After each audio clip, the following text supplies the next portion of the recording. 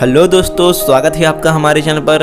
आप देख रहे हैं स्मार्ट स्टडी महाराष्ट्र व यूट्यूब चैनल। आज हम देखने वाले हैं 11वीं हिंदी युवा भारती की तीसरी कविता 15 अगस्त, इसका स्वाध्याय। तो ये स्वाध्याय वाला वीडियो है। अगर आपने इसका स्पष्टीकरण वाला वीडियो नहीं देखा है तो पहले जाकर देख लो, क्योंकि उससे क्या होगा कि अगर आप स्पष्टीकरण वाला वीडियो देखकर ये वीडियो देखोगे तो आपको सारे प्रश्न आसानी से समझ में आ जाएंगे। मैं उसका लिंक दे दूँगा नीचे डिस्क्रिप्शन में, आप वहाँ से देख लीजिएगा। ठीक है, तो चलिए शुरू करते हैं स्वाध्याय हमारा।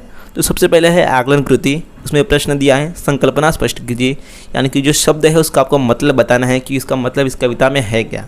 तो पहला दिया है नए स्वर्ग का प्रथम चरण। तो स्वर्ग यानी कि वो जगह जहाँ सिर्फ खुशी मिले, सिर्फ सुख मिले, वहाँ पर किसी प्रकार का दुख ना हो, कष्ट ना हो। तो हमें जो अभी आज़ादी मिली है वो हमारे लिए स्वर्ग के समान ही है, क्योंकि हम अंग्रेज़ों की गुलामी से, अंग्रेज़ों के अत्याचार से मुक्त हुए हैं। तो कवि ने यहाँ स्वर्ग का, नए स्वर्ग का प्रथम चरण में यही बात बताई है कि ये जो आज़ादी है वो हमारे लिए स्वर्ग, जन्नत से कम नहीं है। अगला है विषम श्रृंखलाएँ। तो जैसा कि हम जानते हैं कि गुलामी के समय, अंग्रेज़ों की गुलामी के समय जो हमारा समाज था, समाज में जो लोग थे उनमें अमीरी गरीबी का, ऊंच नीच का, जाति पाति का भेदभाव ये बंधा हुआ था। तो यहाँ पर विषम श्रृंखला यानी वही समाज में व्याप्त बुराइयाँ, समाज में व्याप्त भेदभाव।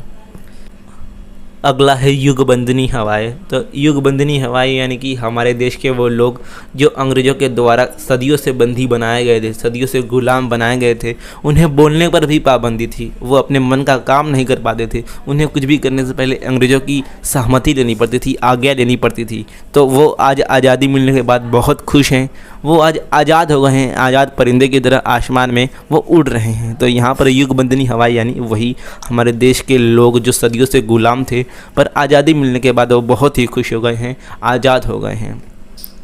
उसके बाद लिखिए समाज की वर्तमान स्थिति, यानी कि समाज की स्थिति उस वक्त क्या थी। तो समाज शोषित हो चुका था, मृतप्राय हो गया था, यानी कि मरने की स्थिति पर आ गया था। समाज खोखला हो चुका था, बहुत सारी बुराइयाँ समाज में उस समय फैल चुकी थी। उसके बाद आता है काव्य सौंदर्य। उसमें है आशय लिखिए, ऊंची ही मशाल हमारी। तो ये जो पंक्ति है दोस्तों, आपको इसका मतलब लिखना है, तो आप इसका उत्तर दे सकते हैं, चाहे तो स्क्रीनशॉट ले सकते हैं। उसके बाद दूसरा है युगबंदिनी हवाएं। ये जो आपका पंक्ति पूरा है उसको आपका मतलब लिखना है, यहाँ पर आपको मतलब बताना है और लिखना है। तो यहाँ पर कवि क्या कहते हैं कि जो हमारी आज़ादी थी उस समय, उस पर पाबंदी लगी हुई थी अंग्रेज़ों के शासनकाल में, पर वो दोस्तों अब आज़ादी मिलने के बाद ख़त्म हो चुकी है। हम अपने मन से कुछ भी कर सकते हैं, जहाँ चाहें वहाँ जा सकते हैं। ये इसका उत्तर है दोस्तों। आप चाहे तो स्क्रीनशॉट ले लीजिएगा और अपने नोटबुक में लिख लीजिएगा। उसके बाद आता है सबसे महत्वपूर्ण अभिव्यक्ति, देश की रक्षा मेरा कर्तव्य। इस विषय पर अपना मत स्पष्ट कीजिए, यानी कि आपको लिखना है कि देश की रक्षा मेरा कर्तव्य है। यहाँ पर आपको इसके बारे में थोड़ा विस्तार से बताना है। तो जिस देश में हमारा जन्म होता है, जहाँ हम पैदा होते हैं, जिस देश का हम अन्न जल खाकर पैदा होते हैं, बड़े होते हैं, उस देश से प्यार करना हमारा कर्तव्य होता है, परम कर्तव्य होता है, हमारा धर्म होता है। तो ये इसका उत्तर है दोस्तों। आप चाहे तो स्क्रीनशॉट ले लीजिएगा। उसके बाद इसी में दूसरा प्रश्न दिया है, देश के विकास में युवकों का योगदान। इस विषय पर अपने विचार लिखिए। तो किसी भी देश का जो विकास होता है, किसी देश का भविष्य होता है, वो वहाँ के युवकों पर, जवान व्यक्तियों पर ही निर्भर होता है। वो देश आगे जाकर विकास करेगा या फिर गहराइयों में, अंधकार की गहराइयों में डूबेगा, वो वहाँ के युवकों पर ही निर्भर होता है। दोस्तों ये इसका उत्तर है। आप चाहे तो स्क्रीनशॉट ले लीजिएगा। दोस्तों ये अभिव्यक्ति का जो प्रश्न होता है वो बहुत ही सरल होता है, इसलिए जब भी ये एग्ज़ाम में आए तो आप उसे छोड़िएगा मत। अभिव्यक्ति यानी कि आपको वहाँ पर अपने मन की बात लिखनी होती है। आप कुछ भी लिखो, आपको वहाँ पर मार्क्स मिलना ही है, आपका वहाँ पर मार्क्स कोई काट ही नहीं सकता। तो इसलिए अभिव्यक्ति का प्रश्न कभी भी छोड़िएगा मत, उसे लिखिएगा जरूर। उसके बाद है रसास्वादन। स्वतंत्रता का वास्तविक अर्थ समझाते हुए प्रस्तुत गीत का रसास्वादन कीजिए। तो यहाँ पर आपको दोस्तों अर्थ के आधार पर करना है, यानी कि आपको यहाँ पर एक पैराग्राफ में आंसर लिखना है। तो जैसा कि हम कवि को जानते हैं, कवि का नाम है गिरिजा कुमार माथुर जी। तो प्रसिद्ध कवि गिरिजा कुमार माथुर ने 15 अगस्त गीत में हमारे देश को आज़ादी मिलने पर जो खुशी थी उसे व्यक्त किया है, और इस बारे में चेताया भी है कि जो आज़ादी मिल गई है लेकिन हमें अभी सावधान रहना है।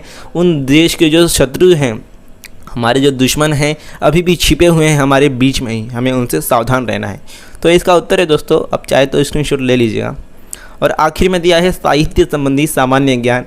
इसमें सबसे पहले है गिरिजा कुमार माथुर जी के काव्य संग्रह।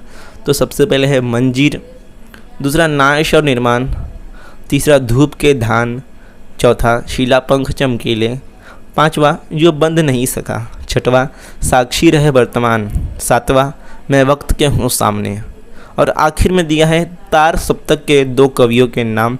तो पहला है अज्ञेय, दूसरा भारत भूषण अग्रवाल। तो दोस्तों यही था स्वाध्याय। मुझे आशा है कि आपको सारे प्रश्न अच्छे से समझ में आ गए होंगे। और अगर दोस्तों आपने स्पष्टीकरण वाला वीडियो नहीं देखा है तो जाकर एक बार जरूर देख लीजिएगा। मुझे आशा है कि आपको पूरी कविता अच्छे से समझ में आ जाएगी। आपको वो वाला वीडियो देख के पूरी कविता समझ में आ जाएगी। धन्यवाद दोस्तों वीडियो पर देखने के लिए।